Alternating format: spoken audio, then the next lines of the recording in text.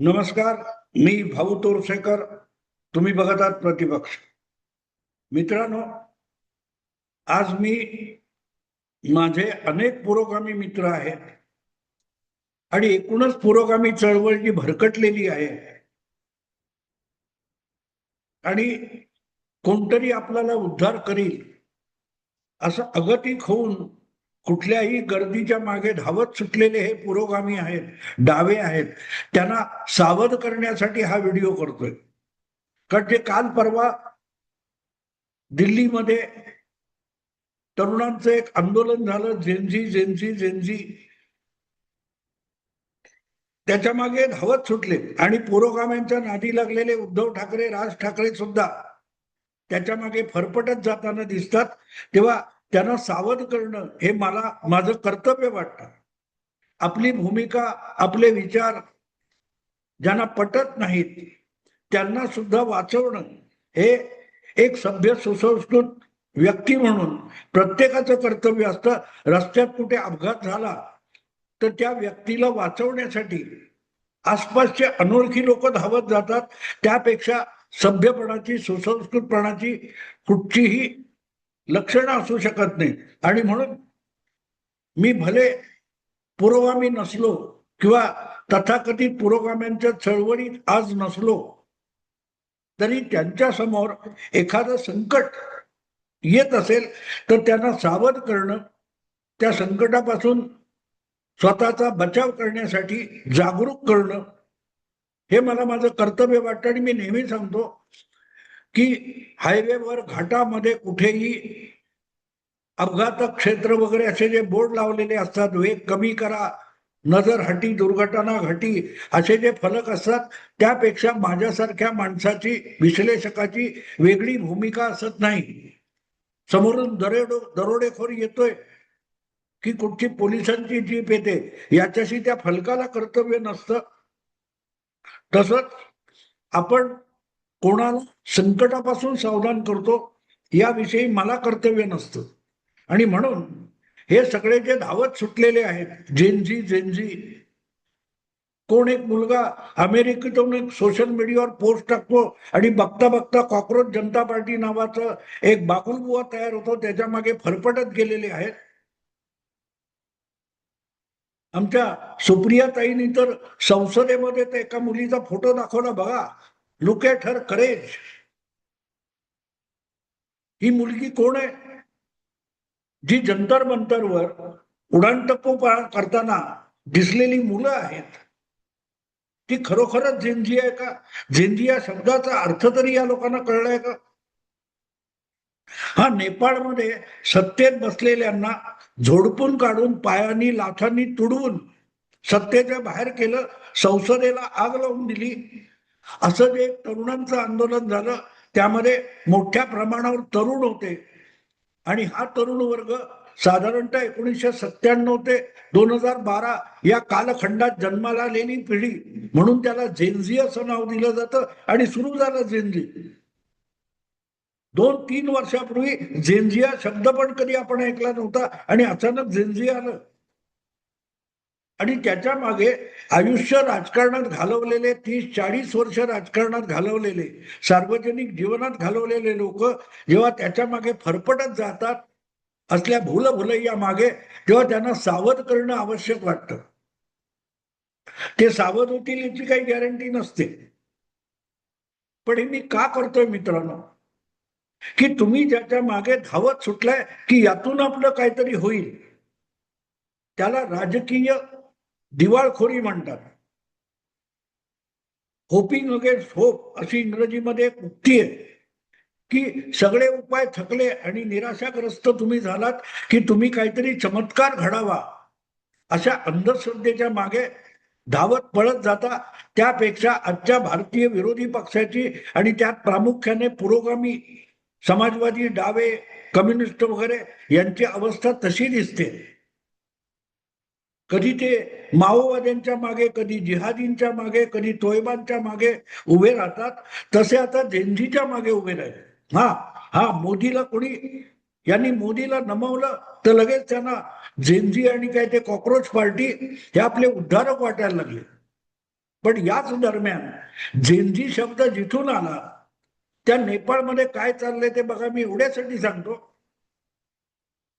की नेपाळमध्ये फक्त 1997 ते 2012 या कालखंडात जन्मलेली पिढी त्या रस्त्यावर उतरली, किंवा ती झेंझी पिढी असं त्याला लेबल लावलं गेलं.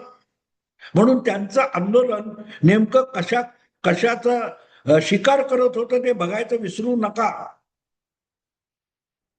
नेपाळ मधलं आंदोलन किंवा बांगलादेश मधलं आंदोलन किंवा श्रीलंकेतलं आंदोलन जे तरुणांचं होतं, आणि तरुणांनी सगळे कायदे, सगळी सभ्यता धाब्यावर बसून आग, जाळपोळ, धिंगाणा, धुमशान, दंगे फसाद केले आणि त्यातून सत्तांतर घडवलं. तसं सत्तांतर भारतात घडेल की नाही हा विषय वेगळा आहे, त्याच्यावर वेगळं विवेचन करतायत. पण या शेजारच्या 3 देशांमध्ये जो उठाव झाला, तो उठाव कोणाच्या विरोधात झाला बघा. ज्यांच्या घरामध्ये, ज्यांच्या परिवारामध्ये वर्षानुवर्ष राजकीय सत्ता उभं होण्याची परंपरा होती, आई बापांचा काही कामधंदा नाही, ते फक्त राजकारणात आहेत, निवडणुका जिंकतात, सत्तेत येतात आणि सत्तेत आल्यानंतर अनेक भ्रष्टाचार करून जास्तीत जास्त पैसा कमावतात. त्यांनी कमवलेल्या काळ्या पैशावर चैन करणारी जी पोरं होती, त्या पोरांची चैन ज्यांच्या डोळ्यात खुपत होती, असा सामान्य गरीब घरातला तरुण बाहेर पडला आणि त्यांनी या झेंझीच्या चैन करणारी जी तरुण पिढी होती, परिवारातली तरुण पिढी होती, घराणेशाही करणारी तरुण पिढी होती, त्यांच्या बापांना जमिनी सकट उखडून टाकले. आणि आता त्यानंतर जो बदलाव आला, त्यानंतर देखील तिथले तेच तरुण परत रस्त्यावर आले आणि आपण ज्याला सत्तेवर आणला त्यालाही उखडून टाकायला ते मैदानात उतरले. पण या सगळ्या घडामोडीमध्ये एक गोष्ट विसरू नका की नेपाळमध्ये असो, बांगलादेशमध्ये असो, जो तरुण वर्ग रस्त्यावर उतरला तो 2 वेळ पोटात भूक असलेला तरुण आहे. आयुष्याची कुठलीही शाश्वती नाही, नोकरी धंदा नाही, काबाड कष्ट करून सुद्धा पोट भरता येत नाही, अंगावर कपडा नाही, मानवी जीवनातल्या ज्या अत्यंत जीवनात आवश्यक अशा गोष्टी आहेत त्या मिळवताना सुद्धा मारामार होते, असा माणूस दंगलीत उतरत असतो. ज्याला तुम्ही नेपाळची झेंझी म्हणता किंवा बांगलादेशची म्हणता, त्या प्रत्येकाकडे रस्त्यावर उतरलेल्या तरुणांकडे बघा. त्यांनी केलेली कृत्य वगैरे बाजूला ठेवा, पण त्यांचा राग कशावर होता बघा. ज्या रागाने, ज्या प्रक्षोभाने नेपाळमध्ये किंवा बांगलादेशमध्ये सत्तांतर घडवून आणलं, तो राग एका विशिष्ट दिशेने होता आणि ती दिशा म्हणजे घराणेशाही. गैरमार्गाने मिळवलेल्या पैशावर चैन करायची, ऐशाराम करायचा, मौज मजा करायची आणि इतरांना शहाणपण शिकवायचं. रिकाम्या पोटांना भरलेल्या पोटांनी क्रांतीच्या गप्पा सांगायच्या, याच्या विरोधात झालेला तो उद्रेक होता. ज्याला अंगभर कपडा नाहीये, संध्याकाळी जेवणाची शाश्वती नाहीये, घरी चूल पेटेल याची गॅरंटी नाहीये, असा जो वर्ग होता तो या शेजारी देशांमध्ये रस्त्यावर उतरला आणि त्यांनी परंपरेने वारीवारीत घराणेशाही चालवणाऱ्या राजघराण्यांना उद्ध्वस्त करून टाकलं. तेव्हा त्या प्रकारची क्रांती इथे येणार असेल तर ती राहुल गांधी धोक्यात आहेत, तर मग सुप्रिया सुळे धोक्यात आहेत, ठाकरे कुटुंब धोक्यात आहे. कारण नेपाळच्या झेंझीने किंवा बांगलादेशच्या झेंझीने, त्या तरुणाईने कोणाला आपलं टार्गेट केलं लक्षात घ्या. भ्रष्टाचारातून जी श्रीमंती आलेली आहे, नवश्रीमंती आलेली आहे, त्या श्रीमंतीमध्ये अकंठ डुबलेल्यांना पार देशोधडीला लावणारी ती क्रांती आहे. सुप्रिया सुळेंना तशी क्रांती हवी आहे का? विचार करा. माझं हे आजचा व्हिडिओ हे अशा सगळ्यांना आव्हान आहे की जे राजकारणाची घराणेशाही चालवतात. नेपाळमध्ये एका माजी पंतप्रधानाचं घर पेटवण्यात आलं, त्याच्यात त्याची पत्नी होरपळून मेली. होरपळून मेली. याचं कारण त्यांची पोरं परदेशी शिकत होती, महागड्या गाड्या नेपाळमध्ये सुद्धा उडवत होती, ऐषारामी महाल बांधून हे लोक जगत होते आणि सामान्य माणसाला मजुरी करण्यासाठी सुद्धा देश सोडून कुठे सौदी अरेबियाला जा, कुठे भारतात जा, कुठे श्रीलंकेला जा, असं करावं लागत होतं. आणि त्याच्या विरुद्ध साचलेला राग जो बाहेर पडला त्याला झेंझीचं आंदोलन म्हणतात. आणि ते झेंझीचं आंदोलन तिथल्या मोदी विरोधात नव्हतं, तिथल्या अमित शहा विरोधात नव्हतं, देवेंद्र फडणवीस विरोधात नव्हतं. कारण हे जे नेते आज भाजपचे तुम्ही सातत्याने माध्यमातून ज्यांना टार्गेट करता, लक्ष करता, हे नेते घराणेशाहीतून आलेले नाहीये. सुप्रियाताई करोडो रुपयाचा इन्कम टॅक्स भरतात किंवा शेकडो एकर जमीन मालकीची दाखवतात. ती त्यांनी कधी कमावली, कुठून कमावली? पवार कुटुंब असो, ठाकरे कुटुंब असो, या प्रत्येक गांधी कुटुंब असो, अखिलेश यादव असो किंवा लालू यादव असतील, त्याच्या कुटुंबाकडे आलेली संपत्ती कुठून आली आहे? अशी संपत्ती गोळा करणारे बांगलादेशचे असोत किंवा नेपाळचे असोत, त्या कुटुंबांना, त्या परिवारांना त्या झेंझीने टार्गेट केलं होतं. आणि ती झेंझी कुठेही जंतर मंतरच्या परिसरात दिसली नाही. जंतर मंतरच्या परिसरातले जे व्हिडिओ चॅनेलवर येत होते किंवा सोशल मीडियात येत होते, ते बघितल्यानंतर तुम्हाला कळतं की ज्यांची पोटं भरलेली आहे, ज्यांना साधं सरळ साधं सोपं जेवण मिळवताना मारामार नाहीये, ज्यांना रोज महागडं जेवण खायची सवय आहे, पिझ्झा खायचा, त्याच्यावर हजारो रुपये दिवसाला उडवायचे, असा जो वर्ग तरुण आहे, जो आई बापांनी मिळवलेल्या खोट्या नाट्या पैशावर ऐशोराम करतो, त्यांच्या विरोधात नेपाळ आणि बांगलादेशमध्ये क्रांती झाली, हे विसरू नका. त्यामुळे झेंझीची क्रांती जंतर मंतरवर नव्हती. जंतर मंतरवर झेंझीच्या क्रांतीचा एक देखावा, आभास, बागुलबुवा निर्माण करण्यात आला. खरी झेंझी त्यापासून मैलोगंटी दूर होती. आणि ज्या वेळेला या आंदोलनाचा बागुलबुवा आणि त्यातली हवा गेली, तेव्हा त्या परिसरातल्या, कॉलनीतल्या, आसपासच्या लोकांनी अशा लोकांना बडवून काढायला सुरुवात केली. ज्या बातम्या येत आहेत आता, त्या बघितल्या की कळतं की सुखवस्तू लोकांच्या नादाला लागून जी गरीबाची घरची पोरं सुद्धा आईबापांनी कष्टाने कमवलेल्या पैशातून ऐशाराम करतायत, त्यांच्यावरही हा राग जाऊन पोहोचलेला आहे. भारतात खरोखर झेंझीने क्रांती करायची म्हटली ना, तर अशा लोकांना, घराणेशाहीतून चैन मौज करणाऱ्यांना आपल्या घरात राहणं सुद्धा अशक्य होऊन जाईल. पळता भुई थोडी होईल. आजही कितीही गरिबी अवस्थेत जगणाऱ्या पण प्रवृत्त असलेल्या लोकांना कष्टाने पैसे मिळवायचे, मला मेहनत करायची, मला भीक नकोय, मला मेहनत करून माझा 2 वेळची पोटाची आग विझवायची, मला रोजगार मिळत नाही, ही त्याची तक्रार आहे. आणि रोजगार मिळाला तर पडेल त्या मार्गाने तो ते कष्ट उपसतो. बंगालमधून, ओरिसा, उत्तर प्रदेश, बिहार, तिथून मुंबईत येणारी जी कष्टकरी पोरं आहेत, ज्यांना बाहेरचे उपरे म्हणून मारहाण केली जाते, ती पोरं आपल्या पोटातली आग विझवायला इकडे आलेली आहेत. आणि इकडे ज्यांना महाराष्ट्र पहिल्यापासून प्रगत आहे म्हणून घरात सुखवस्तू परिस्थिती आहे, त्यांची पोरं कुठे आहेत बघा, ती आंदोलनात उतरली आहेत. परवाच्या पावसामध्ये राज ठाकरे असो किंवा त्यांच्या घराजवळ जी गर्दी जमली होती, त्यामध्ये खरीखुरी गरिबाखरची झेंझी किती होती.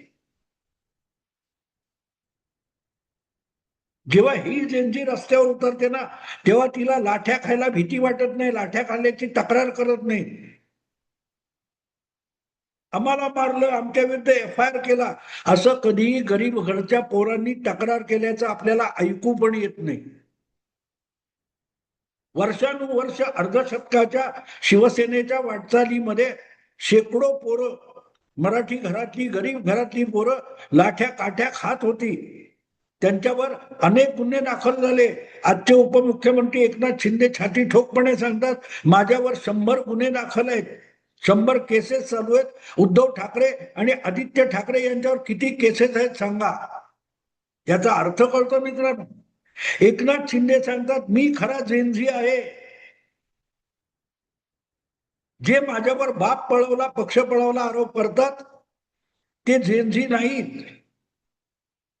मोठ्या कष्टाने मी माझ्या मुलाला शिकवून डॉक्टर केला आणि माझे नेते होते ऐशारामात जगणारे, त्यांच्या पोरांना सगळ्या सुविधा असून पण ती पोरं शिकली नाहीत. हा फरक एकनाथ शिंदे सांगतात, तो समजून घेतला नाही आणि खरोखरच झेंजी रस्त्यावर आली.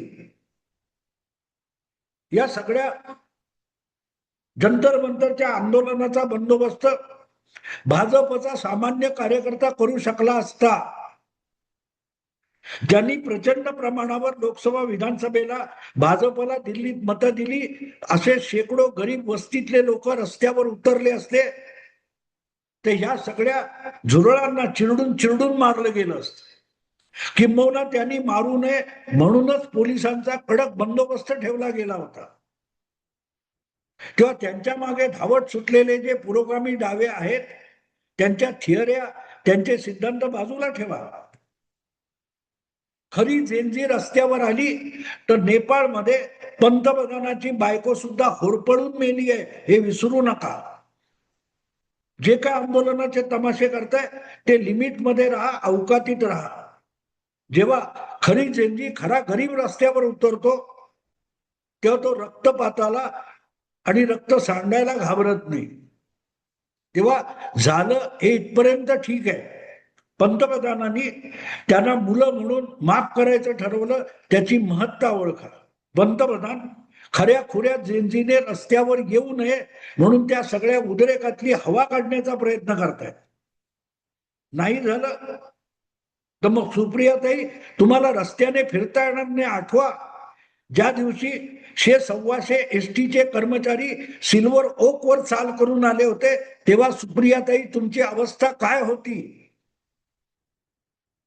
एक फोटो संसदेत दाखवताय कुठच्या मुलीचा, तेव्हा विसरता की सिल्वर ओक वर चालून आलेला जो कष्टकरी होता, तो पण जेनझी होता, तो पण गरीब होता, त्याच्याकडे पण करेज होत. हे परत परत सावध एवढ्यासाठी करतोय की नाहीतर तुमचा नेपाळ व्हायला वेळ लागणार नाही. नेपाळ मधली जेनझी आणि तुम्ही इथे मीडियातून दाखवलेली जेनझी याच्यामध्ये जमीन अस्मानाचा फरक आहे.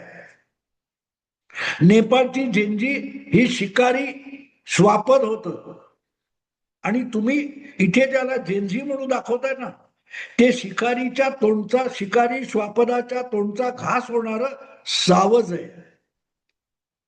कधी हा पिसाळला जेनजी तर तो तुमचा घास कधी घेईल, कसा घेईल याचा पत्ता लागणार नाही. पळता भुई थोडी होईल. एवढंच बोलून थांबतो. आत्ता आवडलं तर लाईक करा, शेअर करा आणि प्रतिपक्षाला सबस्क्राईब करा. नमस्कार.